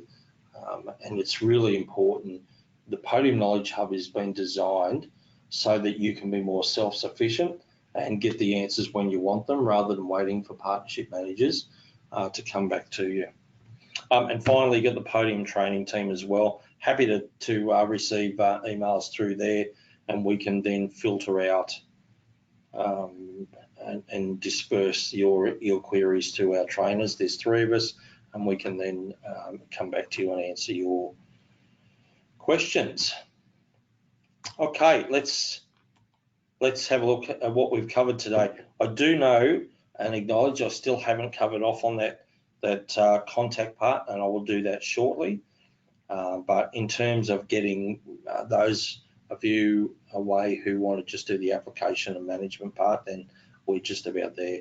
We came more familiar with the look, feel and functionality of Podium today. We've learned to set up your profile and broker settings. We've taken you through a case study. We've got clear on creating entities and how applications are developed in Podium for lodgement. And we've clarified what support resources are available to you. As I said to you earlier, we will give you a copy of the slides and we'll email you a link to the recording of this webinar. We'll also come back to you with answers on all your questions that you've had, both if you've attended last week and this week. So we'll come back to you. Some of the questions, as I said, may be more relevant to just you than the group, so we might have to split those up. Please make sure you know your communication channels. This is more about being an effective response mechanism for your inquiries, rather than just going the same old path of, I'll call the partnership manager. And it actually, whilst, like I said, as helpful as they can be, it can sometimes not give you the answers when you want them. And invariably, a lot of times, the partnership manager will simply go to the Podium Knowledge Hub, check it out, and then come back to you. So we're encouraging you to be a little bit more self-sufficient in that respect, and ultimately create more efficiencies within the business. Okay, I've got thanks for attending there. Please, we're about 2 hours now, an hour for an hour in terms of CPD points. There is no code. You won't need one. We do have your names of attendance. So if the MFAA or FBAA want to validate your attendance to these webinars, we can do that if they do any of their random audits. To those of you who want to leave and go, thank you for your attendance. Hopefully we've met your needs and expectations in today's webinar, and ultimately finalising that through the questions when we come back to you. For those of you who want to stay on and look at the contacts and setting up contacts, I'll briefly walk you through the contacts. Thanks for those of you who are leaving. Okay, just in terms of contacts, again, contacts are non-borrowing entities. So who are your solicitors and financial planners and real estate agents, all that sort of stuff. So we set those up they are put in the database as contacts. So it's not just a matter, however, of just creating a contact and it's in your database. In the Salesforce and new Podium platform, a contact has to be linked to a client, or what we call an account connection. Now, if you link a contact to a client, you can only link it to that particular client. But if you link it to an account connection, and I'll explain how to think of account connection shortly. If you link it to an account connection, that contact can be shared to multiple clients outside of that account connection. So for example, in your database, you may have contacts that are solicitors, financial planners, real estate agents, accountants, etc., builders, etc., etc. the way to set up an account connection is to call your account connection, for example, a solicitor master list or a real estate master list or a financial planner. So you actually have it's like a grouping of contacts. And that way you're able to identify your contacts by their trade or profession, if you like. So for example, if I go into my,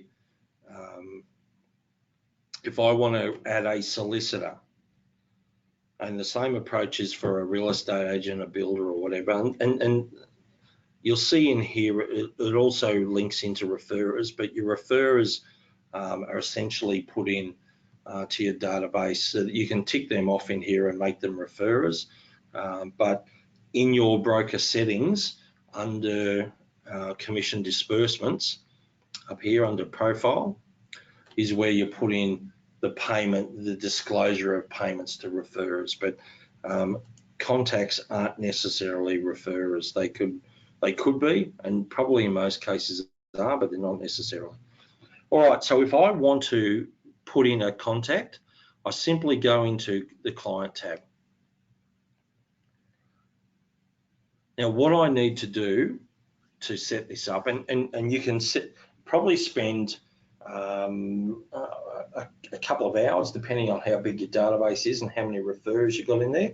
But you could spend a couple of hours and have this set up completely from go to woe and simply just add to it in the future. I go into clients, I need a new client, and the account connection is part of a new client. So if Mary Smith wanted to borrow, she would be an individual. There's also company and trust there. But this record type is to link the account with a contact creation. So I want to create an account connection. So what I'm going to do now is create an account connection, and it is going to be, and it's really pretty easy. It is a builder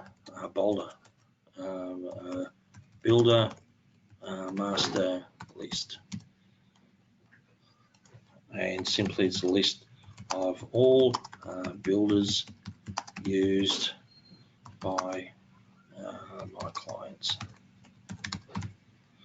That's simply it, and it's save. We don't have to worry about parent client and all that sort of stuff. It's just that we won't worry about that at the moment. We'll come back to the home page. So we've set up our builders master list. So that's basically the housing for all of our builders that we want to have in our database. Because you remember in the Patrick and Claire case study, I linked a solicitor, Julie Waters, I think it was. I linked her into Patrick and Claire, and that was because I'd had her listed to a solicitor database or a master list. So what I do now is go into more, I go up to contacts, and I simply go into Julie Walters, the solicitor. You can see there. I go into, I'm in contacts, new, and I put in my builder. So Mr.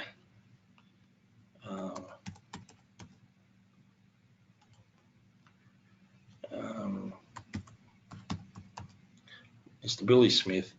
And then what I can put a whole lot of other stuff. I'm going to come back to the client name in a second. Mail, I'll give him a mobile. Hope this is no one's number I'm putting in.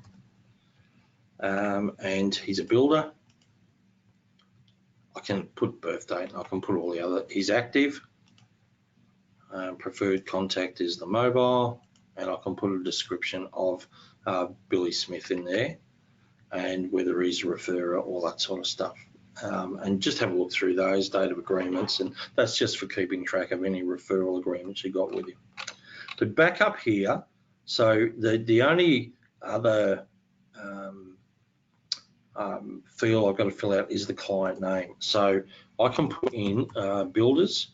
So all I'm doing is the builders master list. So it's actually a account connection, but it's under the client database.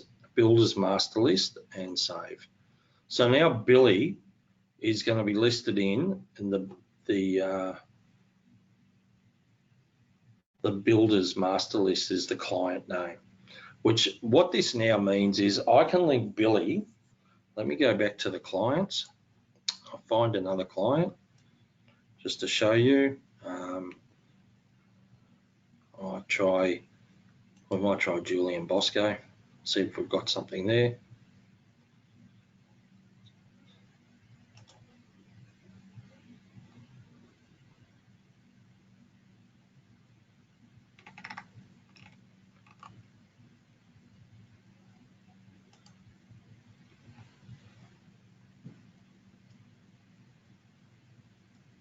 And then so we've gone through to the application,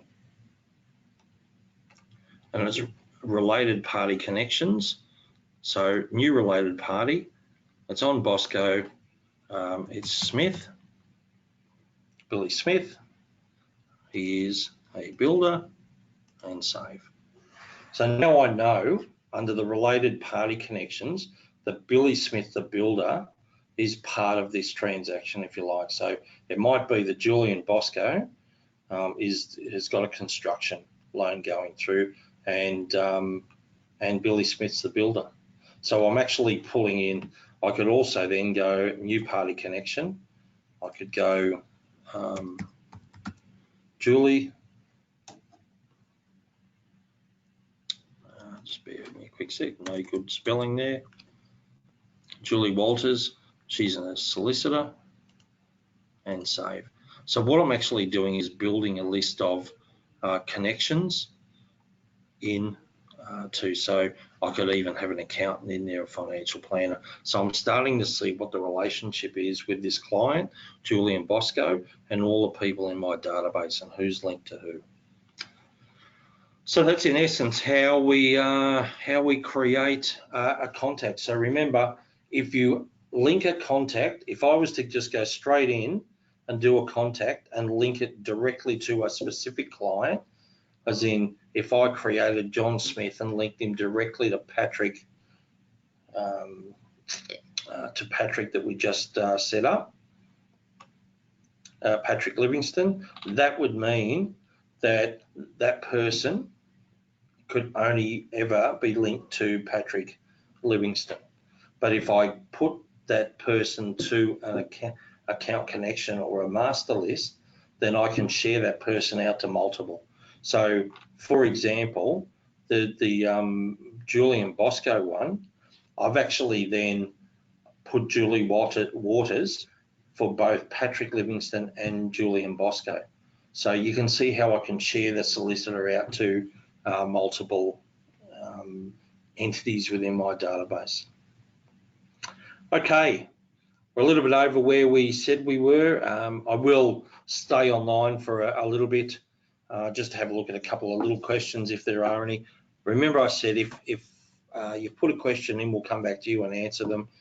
Some of the questions or some of the things that are in the question panel are more comments. So just because you put something in there doesn't necessarily mean that you'll get a response. But if there's genuine questions in there or direction required, then we will attend to that. Our aim is to get them out by Friday, along with a link for the webinar, FAQs and all that sort of stuff, and the slide deck. So sit tight, have a watch out for our communication, and hopefully you got a lot out of today, or enough out of today to help progress your knowledge and education on Podium. Thanks for your attendance, and have a good day.